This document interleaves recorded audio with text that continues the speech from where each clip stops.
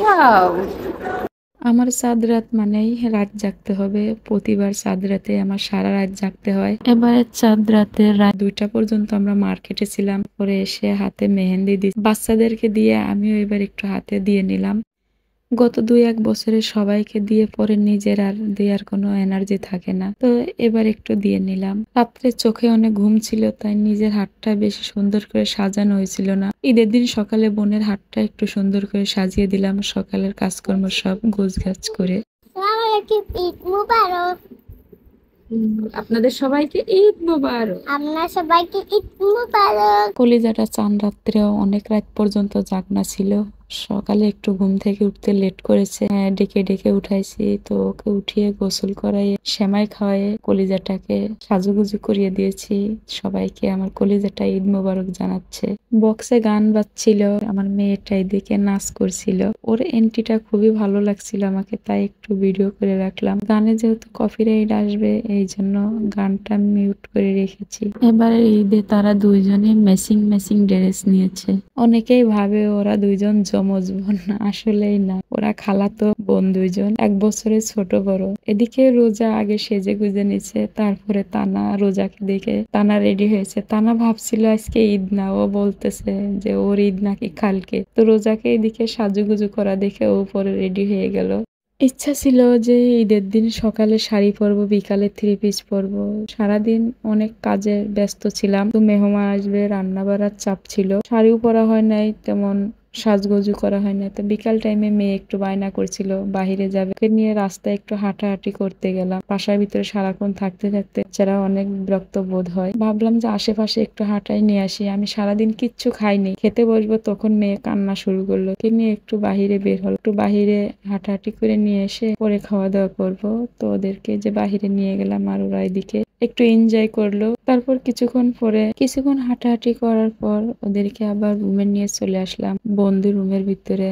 ওরা সবসময় রুমের ভিতরে থাকে, তো তাই বাহিরে গেলে অনেক খুশি হয়, এই জন্য ছোটাছুটি লাফালাফি করে। সারাদিন এতই ব্যস্ত ছিলাম যে ভিডিও করার কোনো সুযোগই হয়নি, তেমন কিছু দেখাতেও পারিনি। ওদেরকে নিয়ে রুমে এসে যে সারাদিন পর খেতে বসেছি। সকালে একটুখানি সেমাই খেয়েছিলাম, আর একটা মাস রোজা রাখার পরে সারাদিন তেমন খিদাও লাগে না, তো সন্ধ্যার টাইমে খিদা লাগছিল, তা তখনই আর কি খেতে বসেছি।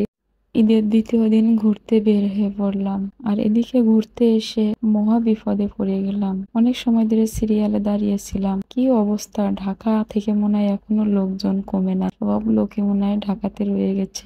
আমাদের বাচ্চারাও যেহেতু ঘুরতে ভালোবাসে আর নিজেদের মনটাও যাতে একটু ভালো থাকে, তাই চিন্তা ভাবনা করে আমরা এয়ারফোর্স মিউজিয়ামে চলে আসলাম। এখানে বাচ্চারাও আনন্দ করতে পারে আর বাচ্চার মা বাবা আন্টি যারা থাকে তারাও আনন্দ করতে পারে, যে যার মতো আর কি খুশি থাকতে পারে এখানে। এটা খুব সুন্দর একটা জায়গা, এখানে হাঁটাহাঁটি করে রেস্ট নিয়ে যে যেমন ইচ্ছা চলাফেরা করতে পারে। ঈদের ভিতরে এখানে অন্যরকম একটা ফিলিংস ছিল। এখানে দেখা যাচ্ছে কত লোক এসেছে, আমি ভাবছিলাম মনে হয় ঢাকা থেকে মনে হয় লোকই না, আর এখানে আসলে এখানে এসে দেখলাম যে লোকের কোনো অভাব নাই। খুবই ভালো লাগছিল আমার এইখানে এসে। অন্যবার যখন এসেছি এত লোকজন আর কি দেখা যায় না। আর এখানে সুন্দর সুন্দর খেলার আইটেম ছিল, তো আমরা এখানে একটা খেলা দেখছিলাম, হাড়ি ভাঙ্গা হচ্ছিল, খেলাটা খুবই এনজয় করছিলাম, তো দেখে খুবই ভালো লাগলো। কয়েকবার এখানে ঘুরতে এসেছি, ভালো লাগে, কিন্তু এবার একটু অন্যরকম ফিলিংস হচ্ছিল। অনেক লোকজন ছিল আর বাচ্চাদেরকে সবসময়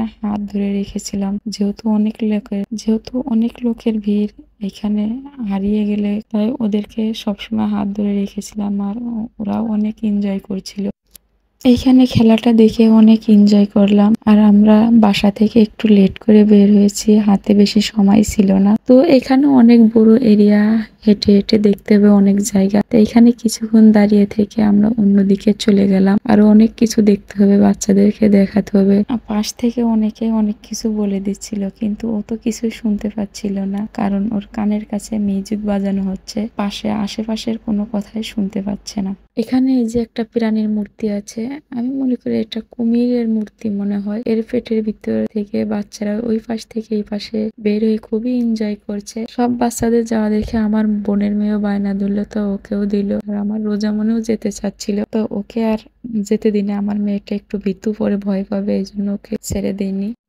এখানে আঙ্কেল আন্টিদের মূর্তি আছে। এখানে যারা আঙ্কেল আন্টিরা বেড়াইতে আসছে তাদের সাথে সেলফি তুলছে। ছোটরাও অন্যভাবে এনজয় করছে, বড়রাও কিন্তু এখানে এসে এনজয় করছে। যে যার মতো করে এনজয় করছে। খুবই মজার একটা জায়গা। এখানে বড় ছোট সবাই এসে কিন্তু সবাই সবার মতো এনজয় করতে পারে। এটা কি প্রাণীর মূর্তি আমি জানি না, কিন্তু আমার ভাগ্নি এটা দাঁত ধরার জন্য অনেক বায়না করছে। তো আমার বোনকে ডেকে বললাম ওকে একটু ওর দাঁতটাকে ছুঁয়ে দাও। ভাগ্নিকে দেখে আমার মেয়েটাও বায়না করছে। রাত হয়ে গেছিল, এদিকে আসার পথে এখানে একটা ইগলের দেখছে। তো এখানে ওঠার জন্য ওরা অনেক বায়না করছিল, এখানে একটু উঠিয়ে দিলাম। আর এখানে একটা খেলনা ছিল বিমান, 40 টাকা করে টিকিট নেয়। তো এটাতে উঠার জন্য অনেক বায়না করছিল, টিকিট কাটছিলাম, তখন কারেন্ট গেছিল। টিকিটটা আবার রিটার্ন দিতে চায় না, অনেকেই চিল্লাচিল্লি করার পরে আর কি দিচ্ছে। তো এইভাবে এখানে একটু এনজয় করে পরে আমরা এখানে তালতলা আগারগা মেলা হয়েছে, ঈদ মেলাতে এখানে একটু আসলাম, ঘোরাঘুরি করলাম। আর এখানে মাঠ আছে খোলা মেলা, তো বাচ্চারা এখানে দৌড়াদৌড়ি করছে।